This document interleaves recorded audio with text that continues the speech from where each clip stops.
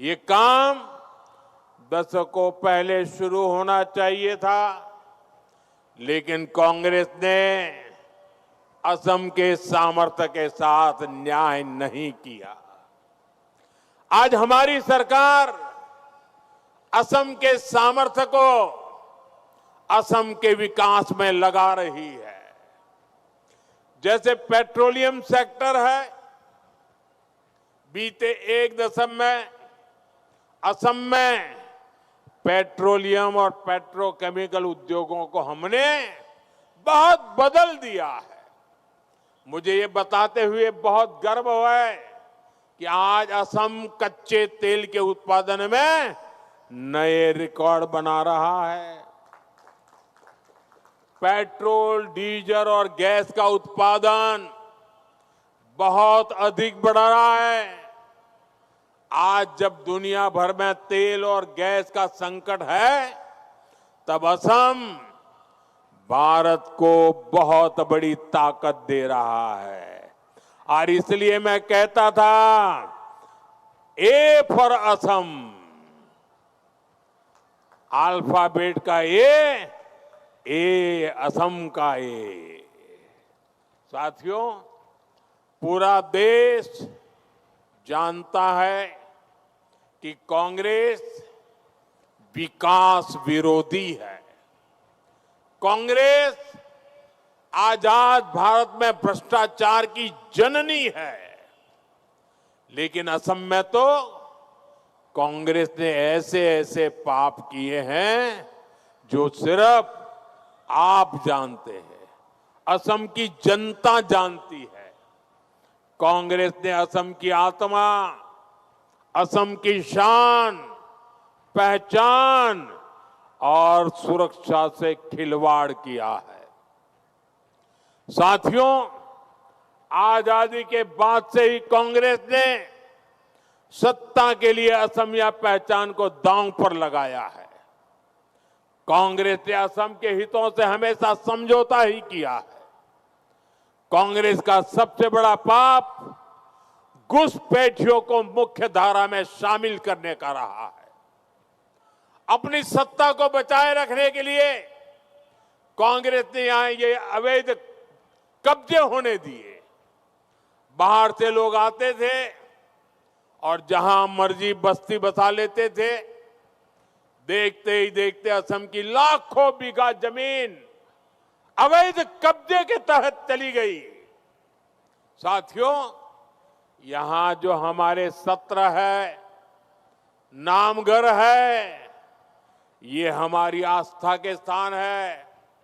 लेकिन कांग्रेस ने असम के अलग अलग जिलों में सत्र की हजारों बीघा भूमि पर अवैध कब्जे होने दिए। वोट बैंक को बचाने के लिए अवैध कब्जे होने दिए। जहां कीर्तन, बोरगीत और भागवत से समाज का जुड़ाव होता, वहां कांग्रेस ने घुसपैठियों को बसा दिया।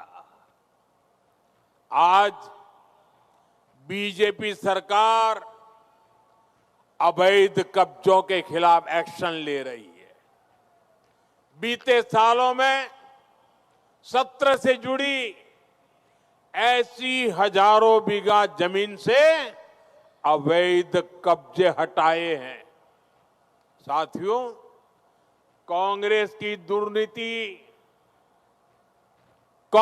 की दुर्नीति ने असम की शान, यहां की सेंचुरी को, जंगलों को और एक सींग वाले राइनो तक को नहीं छोड़ा।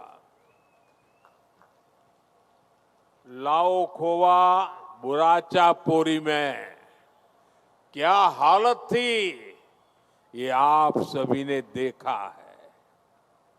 लाओ खोवा बुराचा पोरी सेंचुरी अभी राइनो का घर हुआ करता था। कांग्रेस ने राइनो का घर छीनकर अपने वोट बैंक को दे दिया। इसलिए यहां राइनो को देखने के लिए लोग तरस गए। इसका सीधा असर टूरिज्म पर पड़ा, आपकी रोजी रोटी पर पड़ा, आपके रोजगार पर पड़ने लगा। साथियों, आपने बीजेपी एनडीए सरकार बनाई और हमारी सरकार ने अवैध कब्जे को हटाया। अब 40 साल बाद इस सेंचुरी में फिर से एक सींग वाले राइनो दिखने लगे हैं। ये सिर्फ घुसपैठियों से जमीन वापस लेने का अभियान नहीं है, ये असम की पहचान, असम की परंपरा और प्रकृति को घुसपैठियों से बचाने का अभियान है।